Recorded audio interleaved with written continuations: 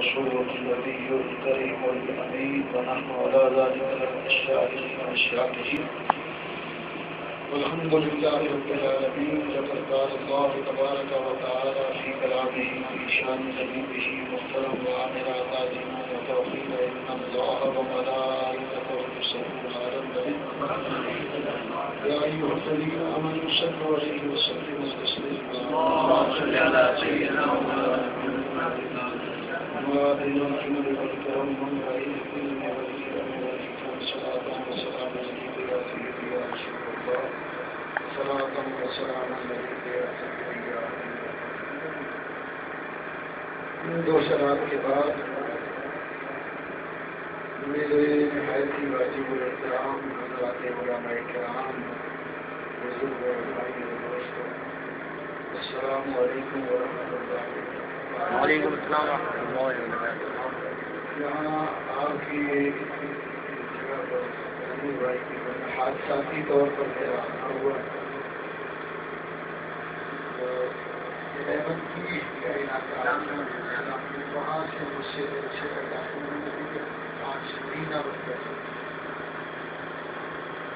اس طریقے کی وجہ سے میں یہاں آیا. یہاں آنے کے بعد پتا چلا کہ بہرحال اب یہ اتفاقی طور پر جو آدمی ہو گئی تو مجھے ہمارے اپنے بھائی میں یہاں پر شریف مجھے پہلی بار میں اس طرح کی آپ کے یہاں کی شریف کو اللہ تعالیٰ اس میں برکت کا فرمائے. جو آپ شریف ہوئے اللہ کریم سب کی جان مال اولاد میں سب اور اس محفل کو ہمارے آپ کے صاحب خانہ کے لیے دارین میں اللہ نجات کرنا. کیونکہ آج کی یہ محفل شہدائے بدر کی قربان سے موصول ہوئی ہے اور ہر مہینے 17 کو ہوتی ہے. اسی مناسبت سے میں نے دعائے مبارکہ تلاوت کی. مختصر غزوہ بدر کے اسباب، اس کا پس منظر، اس کا بیک گراؤنڈ بیان کرنے کی کوشش کروں گا. اللہ تبارک و تعالیٰ نے ارشاد فرمایا وَلَقَدْ نَصَرَكُمُ اللَّهُ بِبَدْرٍ وَأَنْتُمْ أَذِلَّةٌ. البتہ تحقیق اللہ نے بدر میں حبیب آپ کی مدد فرمائی جبکہ آپ وہاں بے سر و سامان ہیں. 2 ہجری یہ غزوہ بدر کا سال ہے اور رمضان المبارک کا مہینہ، اور اس کو احادیث کریمہ کا اگر ہم ڈیپلی مطالعہ کریں تو اس میں اس کے مختلف نام یوم الفرقان، بدر الاتصال، بدر الاتقال اور مختلف ناموں سے غزوہ کو یاد کیا. اور اسلام کا یہ پہلا معرکہ حق و باطل. اس سے پہلے کبھی باطل کو، حق پرستوں کی قوت کو پرکھنے جانچنے کا موقع نہیں ملا تھا، اور حق پرستوں کو اپنے امتحان میں ثابت قدمی دکھانے کا موقع باطل پرستوں کے مقابلے پر کبھی نہیں ملا. ہمارا دین اسلام کی یہ خوبی ہے کہ اسلام کبھی بھی تلوار کے زور پر نہیں پھیلا. یورپ کا ہمیشہ سے یہ پروپیگنڈا رہا. بعد متعصب قسم کی یورپ کے رائٹر، یہودی ہوں یا عیسائی ہوں، اولڈ ٹیسٹمنٹ کے ماننے والے ہوں یا نیو ٹیسٹمنٹ کے ماننے والے ہوں، ان کا ایک خاص پروپیگنڈا جیسے اس وقت آج اوور آل پوری امت مسلمہ کے خلاف یہ فنڈامنٹلسٹ ہیں، بنیاد پرست ہیں، ٹیررسٹ ہیں. اسی طرح بعد یورپ میں بنیاد پرست یہودیوں اور عیسائیوں نے یہ پروپیگنڈا کیا کہ اسلام تلوار کے زور پر پھیلا، اور وہ ان غزوات کا ذکر خاص طور پر کرتے ہیں. ہمارے ہاں جو مغازی پر کتابیں لکھی گئی ان کا بھی اگر ڈیپلی مطالعہ کیا جائے تو میں پورے ذمہ داری سے وثوق سے یہ بات کر رہا ہوں کہ اللہ کے نبی نے اپنی پوری زندگی میں حضور علیہ السلام کی 63 سالہ ظاہری حیات میں 84 غزوات و سرایہ ہوئے. غزوات غزوہ کی جمع اور غزوہ لڑائی کو کہتے ہیں جس میں اللہ کے رسول بنفسِ نفیس خود شریک ہوئے. سرایا یہ سریہ کی جمع ہے، اور سریہ ان جنگوں کو، لڑائیوں کو کہتے ہیں جس میں اللہ کے رسول خود تشریف نہیں لے گئے بلکہ کسی کو اپنی جگہ سپہ سالار بنا کر حضور نے بھیجا. تو ان 84 آپ اندازہ لگائیے اگر اسلام تلوار کے زور پر پھیلا تو یہ وہی جس جگہ سے تم لے کر یہ بات کر رہے ہو، میں انہی حوالوں سے، انہی ناقابل تردید شواہد جو اسلامک ہسٹری کے اندر موجود ہے ان سے بتا رہا ہوں کہ 84 غزوات و سرایا ہوئے. ان میں سے 23 غزوات تھے، باقی سارے کے سارے سرایا ہوئے. اور آپ حیران ہوں گے، یہ بلکہ وہ کہنا چاہیے نا ایبسلیوٹ موسٹ ایڈیوٹک سچویشن، کہ آپ حیران ہوں گے کہ ان 23 غزوات میں سے 9 غزوات ایسے تھے جن میں باقاعدہ تلوار چلانے کی نوبت آئی.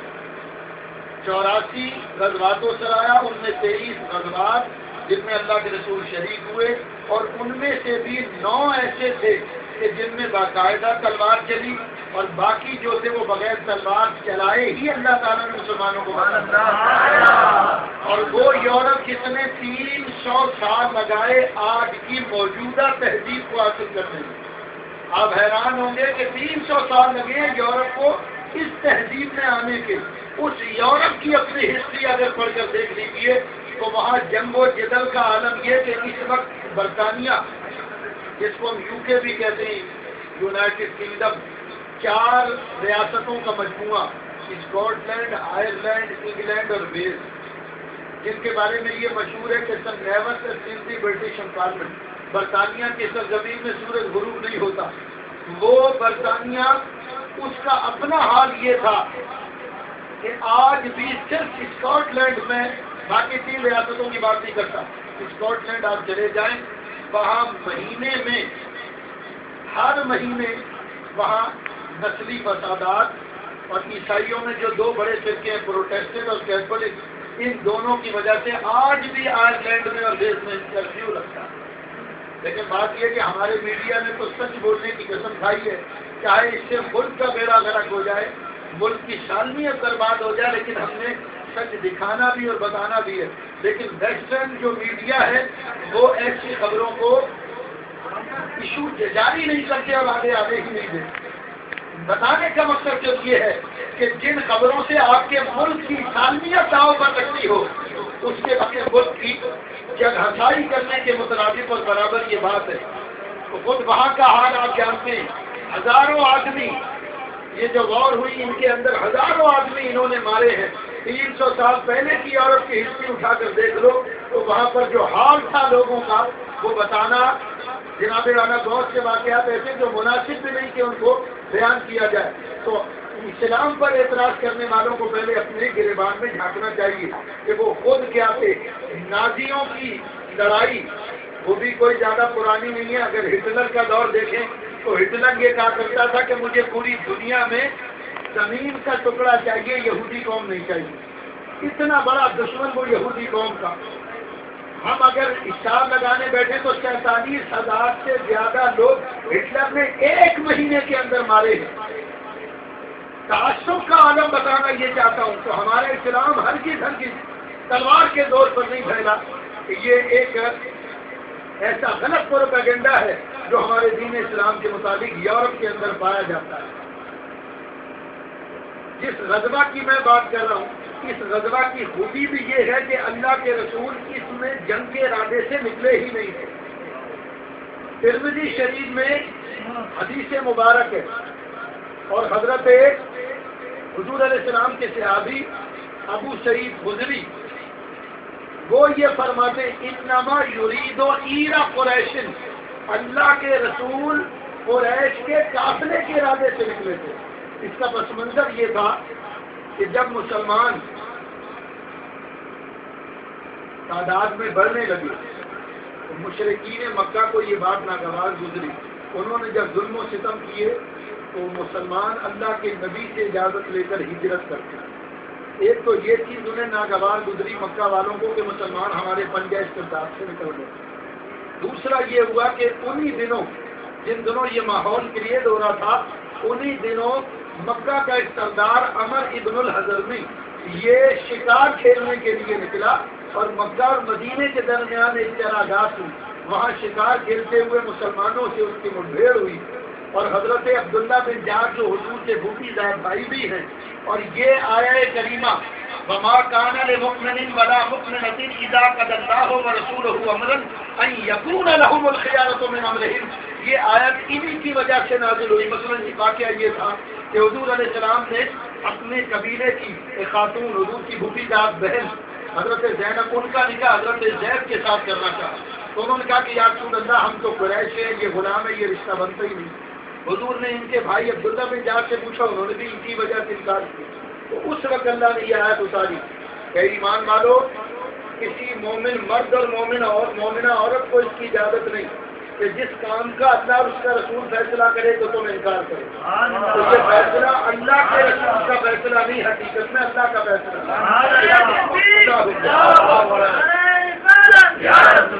اس موقع پر یہ آیا مبارکہ اللہ تبارک و تعالیٰ نے نازل فرمائی، تو ان کے ہاتھوں مکہ کا وہ سردار جو تھا وہ مارا گیا۔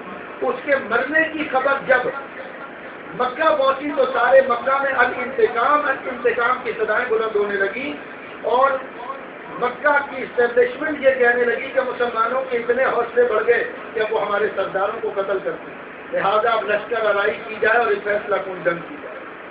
دو وجوہات تو یہ تھی اس واقعے جو غزوہ بدر ہوا، اس کی یہ دو وجوہات مورخین نے نقل فرمائی۔ اب انہوں نے تیاری شروع کر دی۔ ادھر حضرت جبریل حضور علیہ السلام کی بارگاہ میں آیا اور یا رسول اللہ ایک لشکر تیار کیا جا رہا ہے۔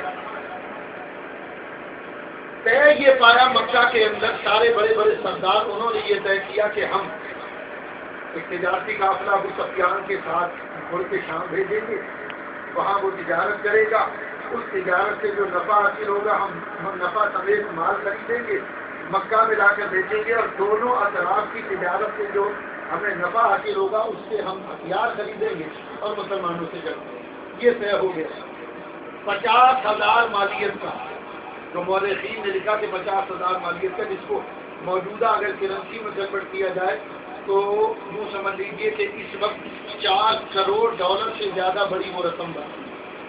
پاکستانی کرنسی میں تو پھر اور بہت زیادہ ہو جائے، اربوں میں وہ بات چلی جائے گی۔ تو میں نے بتانا چاہیے کہ اتنی بڑی مالیت کا لشکر تیار کیا گیا، تو ظاہر ہے اس کی حفاظت کا بھی کوئی انتظام، تو 50 جنگجو نوجوان انہوں نے تیار کیا۔ یہ قافلہ ملک شام چلا گیا۔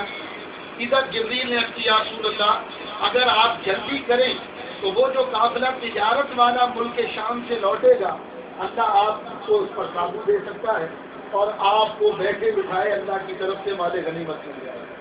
تو حضور چونکہ جنگ کا ارادہ نہیں تھا، ارادہ تو قافلے کا تھا، اس لیے حضور بغیر کسی تیاری کے صحابہ کرام کو لے کر نکلتا۔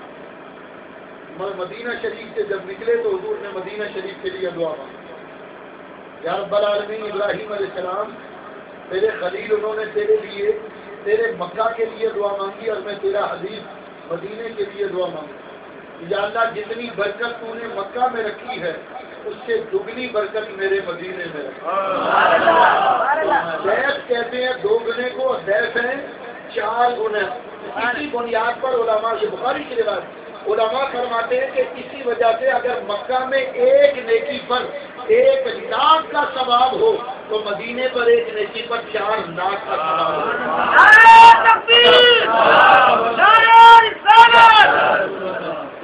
پھر فرمایا کہ یا اللہ صحا اور مد، یہ غلہ ماپنے کے 2 پیمانے ہیں، یا اللہ مدینے کے ان پیمانوں میں برکت عطا فرما۔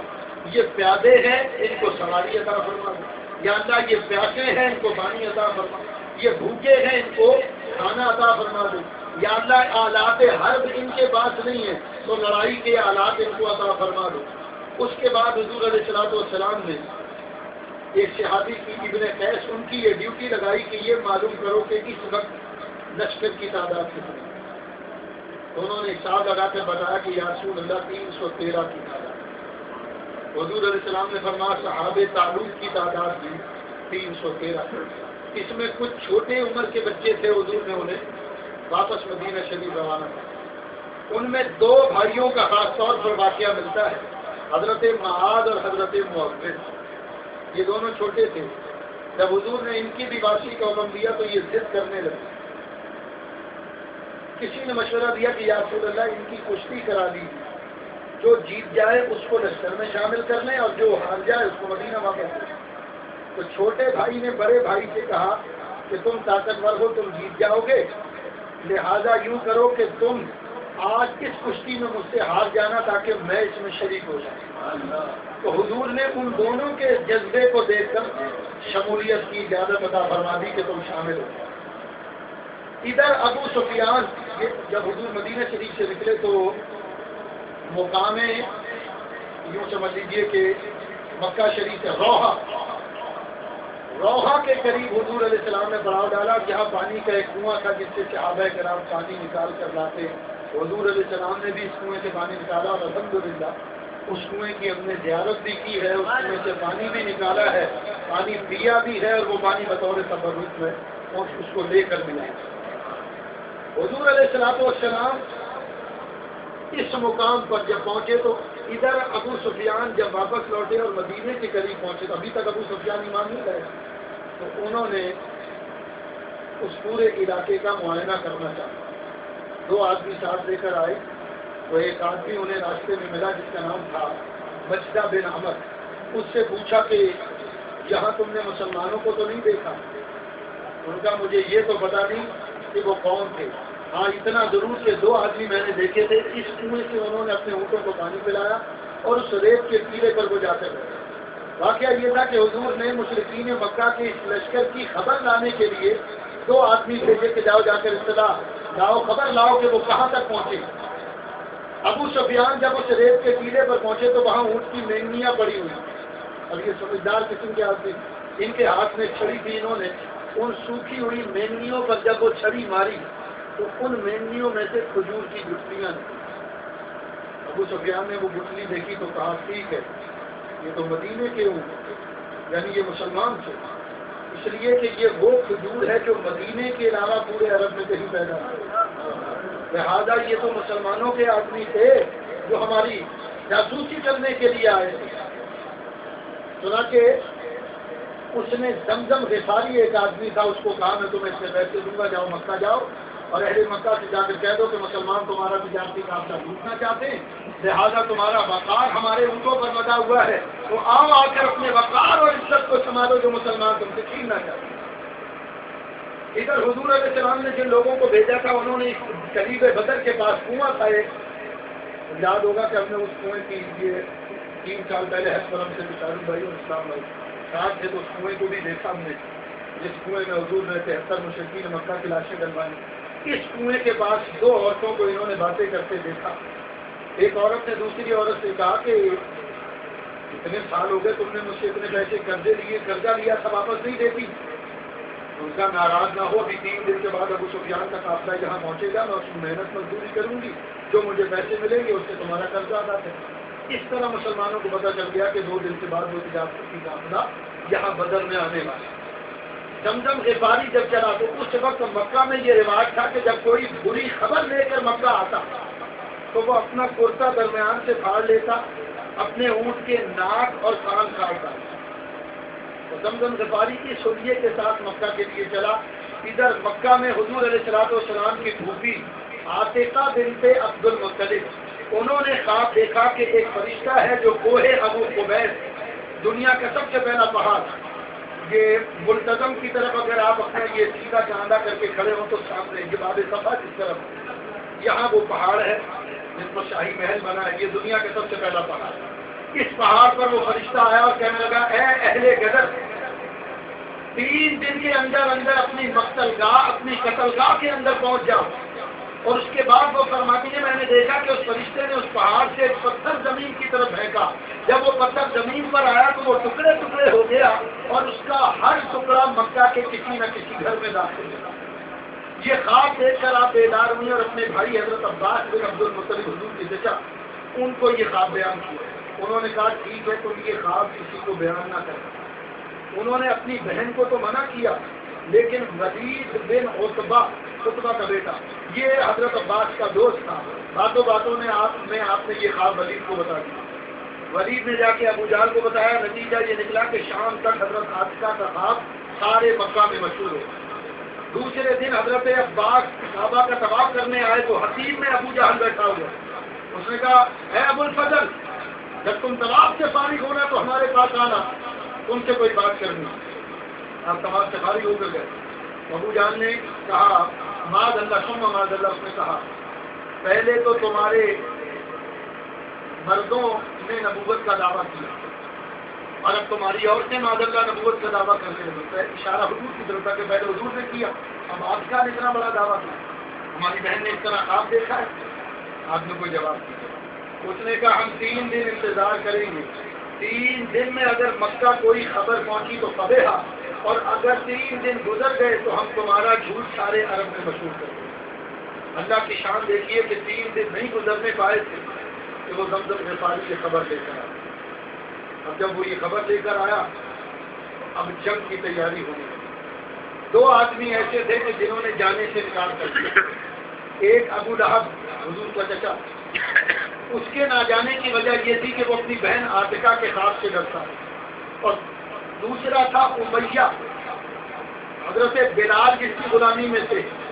اس امیہ کے نہ جانے کی وجہ یہ تھی کہ حضرت سعد بن معاذ جو مدینے میں انصاریوں کے سردار تھے, انصار, جب یہ تجارت کرنے مکہ آتے تو امیہ کے پاس ٹھہرتے, اور امیہ تجارت کرنے کے لیے جاتا مدینہ تو سعد بن معاذ کے پاس ٹھہرتا.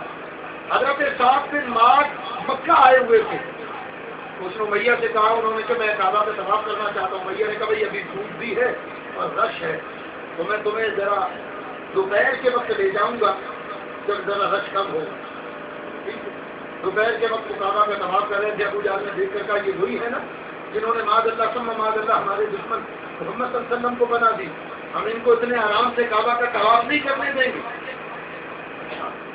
حضرت سعد بن معاذ کو بھی غصہ ہے. آپ نے فرمایا اگر مجھے طواف نہیں کرنے دو گے تو سنو, تمہاری جتنی رسد ملک شام سے غزے کی آتی ہے نا وہ مدینے سے ہو کر آتی ہے, ساری رسد روک لوں گا, تم دانے دانے کو ترسو گے. جب آپ نے یہ جواب دیا تو ساتھ یہ امیہ نے کہا کہ یہ ابو جہل ہمارا سردار ہے, اس طرح اونچی بات نہ کرو. تو سعد بن معاذ نے کہا تو یہ کہتا ہے مجھے اس کی سرداری کی فکر ہے. میں نے محمد صلی اللہ علیہ وسلم سے سنا ہے کہ فرمایا محمد صلی اللہ علیہ وسلم نے کہ یہ ابو جہل جو ہے یہ امیہ کا قاتل ہے, ابو جہل امیہ کو قتل کرے. مجھے یہ کیسے ہو سکتا ہے کہ مجھے قتل کرے؟ تم نے کبھی محمد صلی اللہ علیہ وسلم کو جھوٹ بولتے دیکھا سنا؟ امیہ نے کہا حاشا وکلا, ایسا کبھی نہیں. ہم ان میں نشیوں برائیاں بیان کرتے ہیں لیکن جھوٹ کبھی ہم نے ان میں نہیں دیکھا. وہ سچے ہیں. بات آئی یہی ہوگی. امیہ رات گھر آیا تو اپنی بیوی کو یہ بات بتائی. اس کی بیوی نے کہا تم نے کبھی اپنی یہ سردی بھائی کے کو واقعے کے خلاف بات کرتے دیکھا, لہٰذا تم کبھی نہ جانا. تو امیہ کے نہ جانے کی وجہ یہ تھی. جب ابو جہل کو پتا چلا کہ امیہ نہیں جاتا, کہا بھائی تم سردار ہو اپنے قبیلے کے, تم نہیں جاؤ گے تو تمہارے قبیلے کے جو لوگ ہیں وہ بھی نہیں جائیں گے, لہٰذا تمہیں تو جانا پڑے گا. لہٰذا اس کا الٹرنیٹ یہ ہے کہ تم ایک تیز رفتار گھوڑا اپنے ساتھ رکھو اور اس جنگ میں شریک ہو جاؤ. جہاں تم دیکھو کہ کوئی گڑبڑ ہے وہی گھوڑے پر بیٹھ کر مکہ واپس آ جاؤ. چنانچہ امیہ ابو جہل کے کہنے میں آ گیا اور جنگ میں شریک ہوا اور مارا. اب آپ حیران ہوں گے جو ہمیں جنگ کا تانا دیتے ہیں کہ اسلام کی تلواروں سے اور جنگ کے ذریعے سے پہلا جو مکہ والے قافلہ لے کر نکلے تھے وہ کتنی تعداد میں؟ 1000 کی تعداد. 200 اونٹ, 70 گھوڑے, 30 اونٹ وہ تھے کہ جس پر آلات حرب سامان جنگ لدے ہوئے تھے, تیر, نیزے, تلواریں ایکسٹرا, اور 20 گھوڑے اونٹ وہ تھے جن پر شراب لدی ہوئی تھی. گانا گانے بجانے والی عورتیں, سامان طلب, آلات موسیقی. وہ یہ کہتے تھے کہ اس جنگ میں تو ہارنے کا سوال ہی پیدا نہیں ہوتا, ہم ضرور اس جنگ میں شریک ہوں گے. معاذ اللہ مسلمانوں کو عبرتناک انجام سے دوچار کریں گے اور پھر 3 دن تک وہاں جشن منائیں گے, عیش کریں گے اور شرابیں پیئیں گے. اور اس کے مقابلے میں مسلمان جب نکلے تھے تو میں پہلے بتا چکا کہ جنگ کے ارادے سے نہیں نکلے تھے, ارادہ تو قافلے کا تھا. مسلمانوں کے پاس کیا؟ 2 گھوڑے, 6 درہیں. درہ اس زمانے میں ایک جنگی لباس ہوتا تھا, گردن سے لے کر پیٹ تک اس کو باندھ دیتے تھے تو سینہ محفوظ ہو جاتا 6 دن. اور آج تلواریں یہ کل ہتھیار تھا مسلمانوں کے پاس. تعداد 313 اس کے مقابلے میں 1000 کا لشکر 3 گنا بڑا لشکر تھا جو مسلمانوں کے لیے نکلا. حضور علیہ السلام جب یہاں سے آگے بڑھے بدر کی وادی کے اندر آئے تو پتہ چلا کہ ابو سفیان کے جس قافلے کے لیے حضور تشریف لائے تھے وہ قافلہ جدہ کے راستے سے ہوتے ہوئے ابو سفیان اس کو نکال کر جبریل نے کیا رسول اللہ وہ قافلہ تو چلا گیا لیکن 1000 کی تعداد کا ایک لشکر مدینے حملے کے لیے آ رہا ہے. اللہ فرماتا ہے کہ آپ جنگ کی تیاری کریں. تو تیاری کیا کرنی تھی؟ حضور نے صحابہ سے مشاورت کی. اکابر صحابہ موجود ہیں انصار اور مہاجرین. اس میں 33 یا 34 کے قریب مہاجر تھے اور باقی تمام انصار. تو حضور علیہ السلام نے فرمایا کہ مجھے مشورہ دو. یہ 3 مرتبہ اللہ کے نبی نے یوں پر اس لیے فرمایا مجھے مشورہ دو کہ کیونکہ انصار کی تعداد زیادہ تھی اس لیے حضور علیہ السلام نے چاہا کہ ان کی رائے پتہ چلے. تو انصاریوں کے سردار ساتھ میں مات کھڑے ہوئے یا رسول اللہ یقیناً آپ کر ہوئے شکر ہماری طرف ہے. تو یا رسول اللہ میں انصاریوں کا سردار ساتھ میں مات ہوں. میں برق الغماد کبھی گیا نہیں ہوں. برق الغماد ایک بہت دور عرب سے علاقہ ہے. تو یا رسول اللہ میں برق الغماد کبھی نہیں گیا لیکن اگر آپ مجھے برق الغماد جانے کا حکم دیں گے یا رسول اللہ میں اس کے لیے بھی تیار ہوں. آپ اگر ہمیں حکم دیں کہ سمندر میں کود جاؤ تو ہم یہ نہیں دیکھیں گے کہ آگے سمندر ہے, ہم تو یہ دیکھیں گے کہ ہمارے نبی کا حکم کیا ہے. یا رسول اللہ وہ موسیٰ علیہ السلام اور ان کے حواری تھے کہ جب لڑائی کا موقع آیا تو انہوں نے کہا ہے موسیٰ جا کر اپنے رب سے کہو کہ وہ اور تم میدان میں لڑو, ہم تو تماشا دیکھیں گے. یا رسول اللہ ہم یہ نہیں کہتے, ہم تو کہتے ہیں یا رسول اللہ آپ بھی ہیں, ہم بھی آپ کے ساتھ ہوں گے, ہمارا رب بھی آپ کے ساتھ ہے. اور یا رسول اللہ جب تک ہم میں ایک بھی زندہ ہے کوئی دشمن آپ کے قریب بھی نہیں آتے. حضور نے فرمایا اللہ تمہیں جزا دے. اس کے بعد فرمایا مجھے مشورہ دو. اب حضور پاک کا ارادہ مہاجرین کی طرف, مہاجرین کی جب طرف حضور کا روح سفر ہوا تو شیخ المہاجرین حضرت سیدنا ابو بکر صدیق رضی اللہ تعالیٰ عنہ کھڑے. ساتھ ہی شیخین میں حضرت سیدنا فاروق اعظم رضی اللہ تعالیٰ عنہ کھڑے. عرض کی یا رسول اللہ آپ نے ہم سے رائے مانگی, اے مہاجروں تمہاری رائے بھی ضروری ہے. حضور علیہ السلام نے جب یہ فرمایا تو حضرت ابو بکر نے بڑی پیاری بات فرمائی, یا رسول اللہ آپ نے ہم سے رائے مانگی ہے اور غلاموں سے رائے نہیں مانگی جاتی. یا رسول اللہ انہیں تو حکم دیا جاتا, ہم آپ کے غلام ہیں, جو حکم دیں گے ہم تیار ہیں. حضور علیہ السلام بہت زیادہ خوش ہوئے اور دعا فرمائی اللہ کے نبی نے.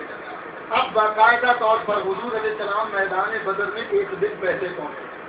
صحابہ کرام نے کھجور کے پتوں سے ایک عریش, ایک جھونپڑی بنا دی جس کے بارے میں امام غزالی لکھتے ہیں کہ اللہ کے عرش کو بھی اس پر نہ.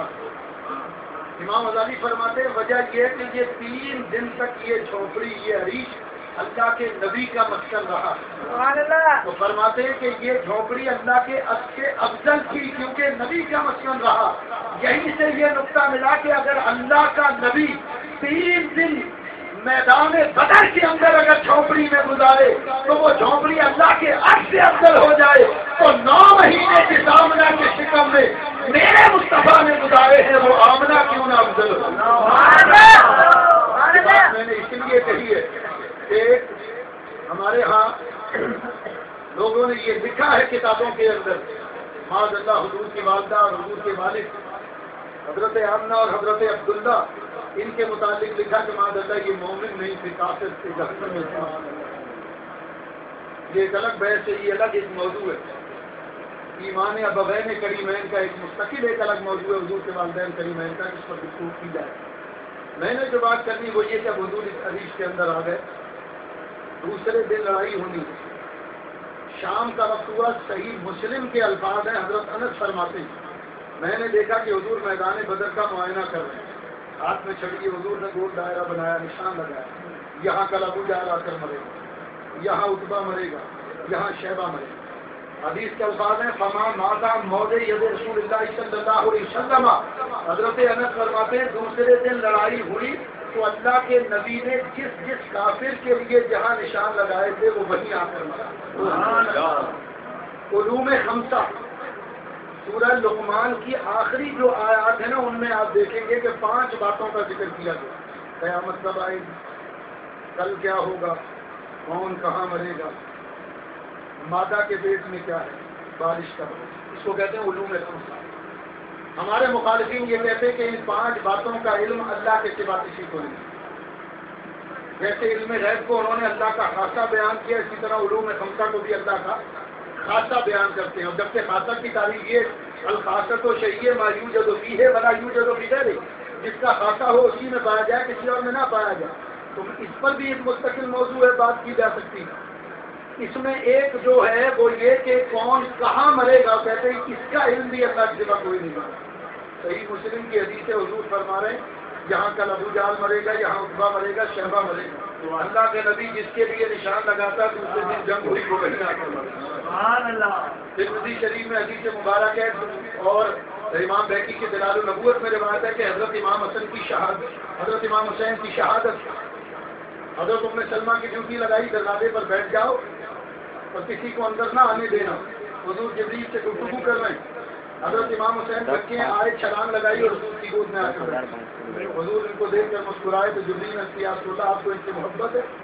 اور جبریل نے یا رسول اللہ ان امت کا ستر رکنی حاضر ان شیخ اوری کا مکان الذی یقتل به, آپ کی امت آپ کے اس بیٹے کو شہید کر دے گی اور آپ اگر چاہیں تو میں اس مقام کی مٹی بھی آپ کو دے سکتا ہوں.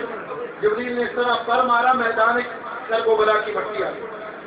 حضور علیہ السلام نے اس کو بوتل میں ڈال کر حضرت ام سلمہ کو دیا. فرما ام سلمہ اس کی حفاظت کرنا, ایک وقت آئے گا کہ یہ مٹی خون میں تبدیل ہو جائے گی. جب یہ مٹی خون میں تبدیل ہو جائے تو سمجھ لینا کہ میرے حسین کو کربلا میں شہید کر دیا. حضرت امام حسین کے بارے میں فرما رہے ہیں کہ میرا حسین کربلا میں شہید ہوگا. سنا کہ واقعہ اسی طرح ہوا. تو اللہ نے نبی کو یہ علم عطا فرمایا. یہاں پر بھی یہ سوال پیدا ہو سکتا ہے کہ حضور نے وہ مٹی حضرت ام سلمہ ہی کو کیوں دی, اور بھی تو ازواج مطہرات کی انہیں مٹی دی جا سکتی ہے. تو جواب اس کا یہ کہ اللہ کا ہمارا عقیدہ کہ اللہ کے نبی علم غیب اللہ نے عطا فرمایا. حضور جانتے تھے کہ جس وقت واقعہ کربلا ہوگا اس وقت میری ازواج مطہرات میں سوائے ام سلمہ کے اور کوئی زندہ نہیں. اس لیے حضرت ام سلمہ کو مٹی اللہ کے نبی نے عطا فرمایا. اس سے بھی ہمیں پتہ چلتا کہ کون کہاں مرے گا. اور کم از کم دیوبندیوں کو تو اعتراض کرنے سے پہلے اپنے گھر کی فکر کرنی چاہیے. ظالموں تم نے یہ لکھا ہے, اشرف علی صاحب تھانوی نے الافات ارباح ثلاثہ کے اندر, جس کا دوسرا نام حکایات اولیاء بھی ہے, اس میں لکھا کہ حاجی امداد اللہ صاحب مہاجر مکی جو علماء دیوبند کے پیر ہوئے ہیں اور سرکار گولہ شریف پیر مہر علی گولوی رحمۃ اللہ علیہ کے بھی مرشد گرامی ہے. حاجی صاحب کو ہم بھی مانتے ہیں, صحیح العقیدہ تھے. حاجی صاحب کے بارے میں تھانوی صاحب یہ لکھتے ہیں کہ ان کے ایک مرید مکہ میں بیمار ہو گئے. یہ ان کی عیادت کے لیے گئے تو اس نے کہا اچھا حضرت یہ بتائیے میں کہاں مروں گا. حاجی صاحب نے کہا مجھے کیا پتا تم کہاں مروں. اچھا حضرت یہ ادھر چھوڑیے, یہ بتائیے میں مکہ میں مروں گا یا مدینے میں. آپ نے کہا تم مدینے میں مرو گے, چنانچہ وہ مدینے میں مرے. تو سوچو بھائی اگر 12ویں 13ویں صدی کے پیر کو یہ علم ہے کہ کون کہاں مرے گا تو پھر اللہ کے رسول کو علم کیوں نہیں. حاجی صاحب کو یہ علم کس نے دیا؟ دیوبندی کہتے ہیں اللہ نے دیا. تو ہم بھی تو رسول اللہ کے لیے یہی عقیدہ رکھتے ہیں کہ اللہ نے دیا. جو اللہ ولی کو دے سکتا ہے نبی کو تو وصی کی اولاد دے گا, کیونکہ ولی کو نبی کی وساطت اور وسیلے سے اللہ یہ بتا سکتا ہے. تم کہتے ہو کہ پیدا مرنے کا علم نہیں کون کہاں مرے گا. حضرت علی الخواص فرماتے ہیں لا یکمل رجل عندنا حتی یعلم حرکات مریدہ بانتقال فی الاسناد وهو نفس من یوم نلقت بربکم الی استقرار فی الجنۃ او فی النار.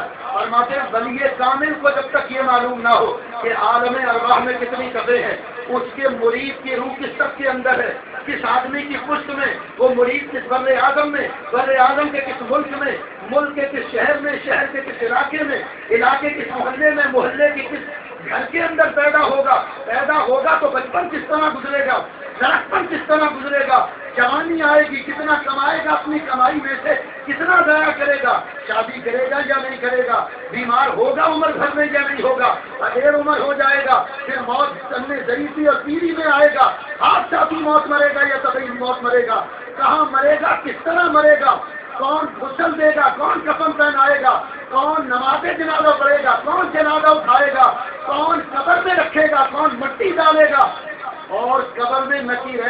सवाल जवाब होंगे, कामयाब होगा या नाकाम होगा, जन्नत में जाएगा या दोज़ख में जाएगा। हज़रत अब्दुल ख़वास फरमाते जब तक एक पीर अपने मुरीद के बारे में यौम अलग से लेकर जन्नत में जाने तक के सारे हालात आलम दुनिया बरज़ख और आखिरत के तीनों आलमीन के वो ना जान ले, उस वक्त तक वो अल्लाह का वली नहीं होती। मेरे दोस्तों बुजुर्गों अजीज़ों, बस फाइनल बात जो करके बात खत्म करूं कि जब ये मामला हुआ दूसरे दिन सुबह हुजूर ने फजर की नमाज पढ़ी। नमाज के बाद सही बुखारी के अल्फाज हुजूर अलैहिस्सलाम दुआ मांगे, अल्लाहुम्मा इन तुहलिका बिहिल उसाबत मिन अहलिल इस्लाम ला तुबरु फिन्नार। या अल्लाह, ये मुट्ठी भर मुसलमान आज तेरे दीन की सरबुलंदी के लिए जमा हुए, अगर अखियार ने इनको खत्म कर दिया तो क़यामत तक तेरा नाम लेने वाला नहीं। हुजूर रोने लगे और रोते हुए अल्लाह के नबी के कांधे से चादर उतार गए और सैयदना अबू बकर दौड़े और चादर को उठाकर कांधे पर डाला। फर्ज की या रसूल अल्लाह, आप क्यों रोते हैं? आपके रब ने जो वादा किया है अल्लाह उसको जरूर पूरा फरमाएगा। हज़रत मौला अली और मुर्तज़ा से किसी ने पूछा, वाका इमराउन सम्महुल्लाहु सिद्दीका अला लिसान जिब्रील व अला लिसान मुहम्मद सल्लल्लाहु अलैहि वसल्लम। अबू बकर के बारे में आप क्या कहते हैं? फरमाया, अबू बकर वो इंसान है कि अल्लाह ने जिब्रील और नबी पाक की जुबान पर उनका नाम सिद्दीक रखा है। अल्लाह हमारी आखिरत के लिए उन पर राजी हुआ, हम अपनी दुनिया पर राजी हुए। और फरमाया कि अगर मुझसे पूछो हम सहाबा में सबसे बहादुर कौन था तो वो अबू बकर सिद्दीक। कहते उसकी वजह ये थी कि जब ये तय हुआ कि अल्लाह के नबी तो हुजरे में है, अरीश में झोपड़ी, रात पहरा कौन दे, हज़रत अबू बकर सिद्दीक सबसे पहले खड़े हुए, ये ड्यूटी मेरी।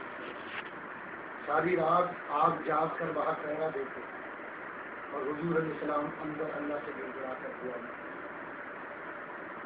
जो मुहाफिज होते हैं वो जागते, फौजें अगर सरहदों पर सो जाए तो रियाया की नींद खराब हो जाती है। रियाया के आराम और चैन के लिए फौजें सरहदों पर जागती हैं। मुहाफिज का काम जागना है, मुहाफिज सो जाए तो चोरी हो जाती। हजरत अबू बकर सिद्दीक हिफाजत कर रहे हैं, हुजूर अलैहिस्सलाम जाग रहे हैं, हादी बेदार है और कौम सहाबा कहते हैं हम ऐसे मीठी नींद सो रहे थे जैसे मेहरबान माँ की गोद में सो रहे थे।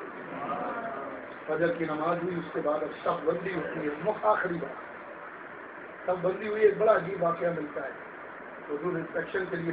ये भी आपकी मालूमात में इजाफे के लिए बताऊँ कि ये जो फौजी जर्नैल हाथ में छड़ी लेते हैं, ये इस्लामिक हिस्ट्री है, ये नाकाबिल तस्लीम कि पूरी दुनिया में सबसे पहले हमारे नबी ने छड़ी हाथ में ली। साइंटिफिक इसका रीजन ये है, साइंस नजदीकली पॉइंट ऑफ व्यू से साइंस ये बताती है कि जो फौजी जर्नल हो, आर्मी चीफ हो, जंग के दौरान प्रेशर बिल्डअप करता है, तो प्रेशर और टेंशन को रिड्यूस करने के लिए वो छड़ी हाथ में लेते हैं। अल्लाह के नबी ने 1400 साल पहले ये तरीका सिखाया फौजी जर्नलों को। ये छड़ी हुजूर में भी सबसे पहले हाथ में। अब इंस्पेक्शन हो रहा, मुआयना हो रहा है सब बंदी का, तो एक सहाबी थे हुजूर के हज़रत सवाब, ये सीना आगे करके ना अकड़ कर इस तरह खड़े। हुजूर जब इन तक पहुंचे तो ये जरा सबसे आगे भी इस तरह छड़ी लगाई, ये खड़े हो जाओ, ये फरमाकर हुजूर अरीश पर खड़े, अरीश जरा ऊंची जगह है। हुजूर को तू फरमाना चाहते थे, उन्होंने हाथ उठाया। हुजूर फरमा क्या बात, या रसूल अल्लाह आपने मुझे छड़ी मारी है, मुझे इसका बदला चाहिए। साहबा किराम ने फरमाया कि बदला लेने क्या मतलब, ये जगह बदला लेने की, तो ये आपसे मुझे क्या ताल्लुक है, मेरा मामला तो अल्लाह के रसूल के साथ है। हुजूर अलैहिस्सलाम ने वो छड़ी हजरत बिलाल हबशी को दी, ये बदला लेना चाहते हैं, छड़ी इनको दो। अब छड़ी हजरत सवाब को दी गई, सहाबा दो रोया खड़े और वो हुजूर अलैहिस्सलाम की बारगाह में। हुजूर फरमाते आओ आज बदला लो, कदर इसके कि तुम क़यामत के दिन क्लेम करो और खड़े हो जाओ, आज आकर बदला लो, अल्लाह के नबी फरमा रहे। अब आप जब चले तो सहाबा किराम रोने लगे हैं। हज़रत अबू बकर आगे बढ़कर कहते हैं अरे हमारी पीठ हाजिर है, हमारी पीठ पर ये छड़ी मार लो। लेकिन आप सबको नजरअंदाज करते हुए अल्लाह के रसूल की बारगाह में आए, या रसूल अल्लाह मैंने तो आपसे बदला लेना है। हुजूर ने फरमाया आओ अपने बदले को लो। तो अर्ज की या रसूल अल्लाह जब आपकी छड़ी मेरे सीने को लगी थी तो मेरे सीने से कुर्ता हटा हुआ था, कपड़ा हटा हुआ था, आप भी कपड़ा हटाइए। अल्लाह के नबी ने अपना कुर्ता मुबारक हटाया तो वो सीना मुबारक इसमें नूर हक मस्तूर था, वो नूर सीना मुबारक हजूर का जाहिर हुआ। वो शिकम मुबारक है जिस पर पत्थर बांधा करते थे, وہ ظاہر ہوا۔ حضرت صاحب ایک نظر چھڑی کو دیکھتے ہیں، ایک نظر اس مبارک سینے پر جس سے وحی الہی کا نزول ہوتا ہے، اس سینہ مبارک کو کہ جس کا ذکر قرآن میں علم نشرح لک صدرک، حدیث کہ ہم نے آپ کے لیے آپ کے سینے کو نہیں کھول دیا، بس کتنا کھول دیا۔ علامہ محمود آلوسی بغدادی فرماتے علم نفس صدرہ کا حتیٰ ہوا عالم الغیب والشہادہ، فرما عالم غیب اور عالم شہادت میں جتنے بھی علوم ہیں وہ سینہ مصطفیٰ کے اندر اللہ نے جمع کیا، اتنا کھول دیا حضور کے سینے کو۔ اب قریب آئے، حضور کے سینہ مبارک کو دیکھا، چھڑی ایک طرف ڈالی اور جلدی سے آ کر حضور کے سینہ مبارک کو چوم دیا۔ حضور نے فرمایا یہ تم نے کیا کیا؟ یا رسول اللہ میں آپ سے بدلہ لوں، یہ میری مجال کے بدلہ لوں۔ یا رسول اللہ میں نے تو آپ کے جسم کو چومنے کا ایک بہانہ تلاش کیا تھا، میں جانتا ہوں کہ جب آج جنگ ہوگی تو میں شہید ہو جاؤں گا، سانس کی ڈوری ٹوٹ جائے گی، تو یا رسول اللہ چاہا یہ کہ آج آپ کے جسم کو چوم جاؤں تاکہ اللہ کریم کی رحمتوں کا اور مجھ پر نزول ہو جائے۔ ایسے دسیوں واقعات غزوہ بدر کے اندر آپ کو ملیں گے کہ جس سے مسلمانوں کے جذبہ حریت کا آپ کو پتہ چلے گا۔ اور اس سے جب غزوہ بدر ہو گیا 73 مشرکین مکہ قیدی بنا لیے گئے، 73 کے قریب ہی تقریباً واصل جہنم کیے گئے، تو حضور نے 2 آدمیوں کے بارے میں فرمایا تھا کہ ان کو قتل نہ کرنا، زندہ پکڑ لینا۔ میں نے درمیان کی تمام باتیں چھوڑ دی، کس کی لڑائی ہوئی، کیا معاملہ، سبق آموز باتوں کا جو ذکر ہے بس وہ ہے کہ 2 آدمی، ایک تو اپنے چچا حضرت عباس جو ابھی تک ایمان نہیں لائے، اور دوسرا ابن ابی معیط، ان 2 کے بارے میں فرمایا ان کو قتل نہ کرنا، زندہ پکڑ لینا۔ ابن ابی معیط کو جب پکڑا گیا، اس کو کیوں حضور نے زندہ پکڑوایا؟ وجہ یہ تھی کہ جب حضور نے مکہ میں تبلیغ فرمائی تو یہ مسلمان ہو گئے، بعد میں ابو جہل نے اس کو تانا دیا تو ان کو شادی ہو گئے، تم نے محمد مصطفیٰ کے دین کو قبول کر لیا، تو اس نے کہا اب کیا ہو سکتا، معاذ اللہ استغفر اللہ۔ ابو جہل نے کہا تو پھر یوں کرو کہ جاؤ جا کر محمد صلی اللہ علیہ وسلم کے چہرے پر تھوک دو۔ تو اس بدبخت نے آ کر حضور کے چہرہ مبارک پر تھوک دیا۔ اللہ کے رسول نے اس کو صاف کیا اور فرمایا کہ سنو، تم اگر مجھے مکہ کے باہر کہیں مل گئے تو میں تمہیں ضرور قتل کروں گا۔ چنانچہ جب یہ زندہ پکڑا گیا تو حضور نے فرمایا ایک نیزہ اس کو دو، ایک ہمیں۔ یہ یاد رکھنا چاہیے 2 آدمیوں کو قیامت کے دن سب سے زیادہ سخت عذاب ہوگا، 2 آدمیوں کو، ایک وہ جو نبی کو قتل کر دے اور دوسرا وہ جس کو نبی قتل کر دے۔ جو نبی کو قتل کرے اس کو بھی سب سے زیادہ کڑا عذاب ہوگا، اور جس کو نبی قتل کر دے اس کو بھی کڑا عذاب ہوگا۔ مقابلہ ہوا، حضور علیہ السلام نے اس طرح نیزہ جو مارا اس کی ران سے ٹکراتا ہوا گزر گیا اور معمولی سے زخم ہوا، لیکن مورخین لکھتے ہیں کہ وہ اس طرح چلانے لگا جیسے گائے کو ذبح کرتے ہیں تو اس کی حلق سے آواز نکلتی، تو لوگوں نے پوچھا کہ بھئی آخر یہ وجہ کیا ہے کہ معمولی سے زخم؟ اس نے کہا یہ زخم تمہیں نہیں لگا اس لیے تم کہتے ہو، اللہ میں جانتا ہوں کہ یہ اس کی تکلیف کتنی ہے کہ اگر احد پہاڑ میرے پاؤں پر گر جائے تو اتنی تکلیف نہ ہو جتنی ہو۔ اب ہمارے نبی پاک علیہ السلام سیرت کی کتابوں میں علماء لکھتے ہیں کہ ہمارے نبی پاک علیہ السلام کی طاقت اور قوت کے متعلق سیرت نگاروں نے لکھا کہ 40 جنتی مردوں کی طاقت اللہ نے حضور کو عطا فرمائی، اور ایک جنتی مرد کی طاقت دنیا کے 100 مردوں کو برابر، تو 4000 مردوں کی طاقت سے حضور نے یہ بات کیا۔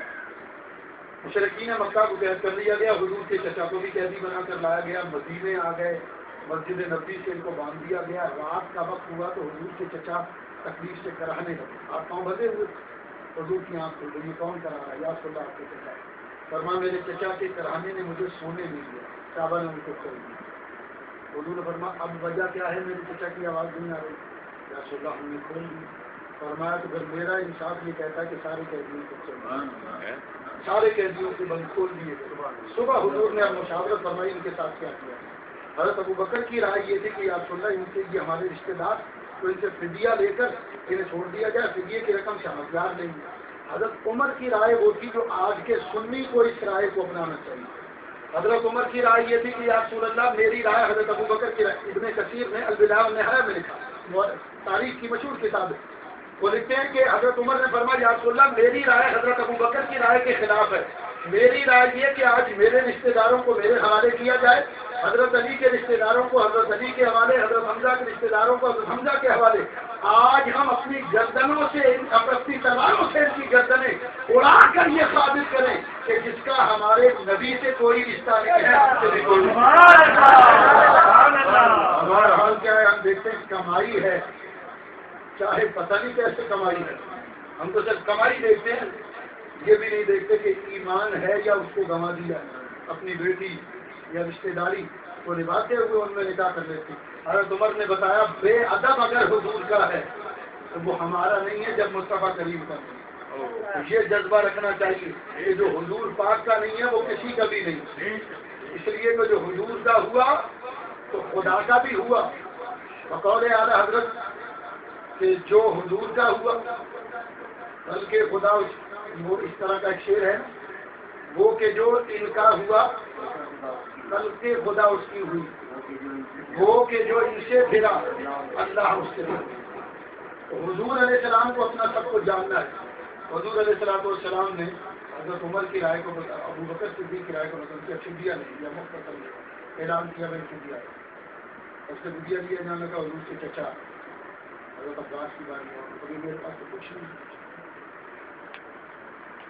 تو دینا پڑے گا. انہوں نے کہا کیا یہ اچھا لگے گا تو محمد صلی اللہ علیہ وسلم کے چچا مدینے میں ٹھیک مانگے.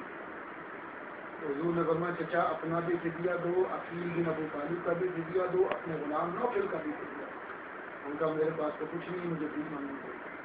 حضرت عباس کے ابھی تک ایمان نہیں لائے. تو جب یہ مکہ کے جنگ میں چلے تھے تو تھوڑا سا سونا اپنی بیوی ام فضل کو دے کر آئے اور کہا تھا یہ اپنے پاس رکھنا، اگر میں جنگ میں مارا گیا تو میرے بعد بچوں کے کام آئے گا، اور اگر میں بچ گیا تو میری ملکی ہے تو جتنا چاہوں گا. تو جب انہوں نے کہا نا میرے پاس کچھ نہیں تو حضور نے فرمایا چچا وہ جو سونا مکہ سے چلتے ہوئے لائیے اور فدیہ ادا کیا. اور انہوں نے کہا کہ آپ کو کیسے پتا چل گیا؟ فرمایا اخبرنی ربی، میرے رب نے مجھے خبر دی. تو بقول شاعر یہ سن کر حضرت عباس پر راشا ہوا تاریخ کہ پیغمبر تو رکھتا ہے دلوں کی بھی خبرداری. خیال آیا مسلمان نیک و بد پہچان جاتے ہیں، محمد آدمی کے دل کی باتیں جنگ کے اس غزوہ کے ایسے دور رسم نتائج اللہ تبارک و تعالیٰ نے ایسی آگ دشمن پر دکھائی کہ پھر مسلمان بعد کے آنے والے جو بھی واقعات اور جنگی ہوئی اس میں اس غزوہ کا بڑا کنٹریبیوشن تھا. اس غزوہ میں 313 مسلمانوں کی تعداد تھی اور اللہ تبارک 14 صحابہ کرام جو تھے وہ جنگ ان جام شہادت نوش کیا. اور ان 14 صحابہ کرام کے متعلق مورخین نے لکھا ہے اور جو تعویذ نویسی پر جو اس کے جو ماہرین ہیں وہ لکھتے ہیں کہ اگر یہ 313 صحابہ کرام کے اسماء مبارک جس کو اسماء بدری کہتے ہیں یہ نام اگر کوئی لکھ کر اپنے گھر میں لگا لے تو اس کی برکت سے نہ گھر میں حقیقی طور پر آگ لگے گی، نہ چوری ہوگی، نہ ڈاکہ اس طرح کے حادثات کے گھر میں. اور 14 صحابہ کرام جب بھی واقعہ کریں تو ان 14 صحابہ کرام کو جو شہید ہوئے ان کو سارے ثواب کیا کریں. اس کے بعد اللہ نے آیت تعریف اس کا مفہوم یہ کہ اے بدر میں حصہ لینے والوں اللہ تم سے ایسا راضی ہے کہ اب تم جو بھی عمل کرو گے وہ تمہیں نقصان نہیں ہوگا. 73 مشرکین مکہ کی لاشوں کو کنویں میں ڈال دیا گیا. کنویں میں ڈالنے کے بعد حضور کی عادت تھی جو جنگ میں فتح یاب ہوتے تو 3 دن میدان میں ٹھہرتے. تیسرے دن حضور اس کنویں کے بعد آئے اور فرمایا حل وجب تم ماواد اپنا اللہ فقہ فہمی وجب تم ماواد اللہ فقہ. بخاری شریف کے الفاظ میں حضور نے فرمایا کہ تم نے جو میرے رب نے جو تم سے وعدہ کیا تھا تم نے اس کو پورا پایا، میرے رب نے مجھ سے جو وعدہ کیا تھا میں نے اس کو پورا پایا. اعلیٰ عمر اور فاروق اعظم نے یا سننا کیفا آپ کلام کر رہے ہیں ان سے نادشادن ارواح ان جن میں روحیں موجود ہیں جن جسموں اب ان سے کلام کر رہے ہیں آپ سے. حضور نے فرمایا عمر یہ میری آواز کو کچھ سے زیادہ سنتے ہیں، فرق یہ ہے کہ تم سن کر جواب دے سکتے ہو، یہ جواب نہیں سنتے. اس جگہ ہمیں سمائے موتا کا بھی پتہ چلا. سمائے موتا مرنے کے بعد سننا. تو جب کافر سنتے ہیں تو پھر اللہ کے محبوب اور اللہ کے پیارے ان کی سماعت کا عالم کیا ہوگا. تو کیا سنتے ہیں. اللہ تعالیٰ سے دعا ہے کہ اللہ تعالیٰ ہمیں اصحاب بدر کی برکت سے ہمارے جسم میں برکت فرما.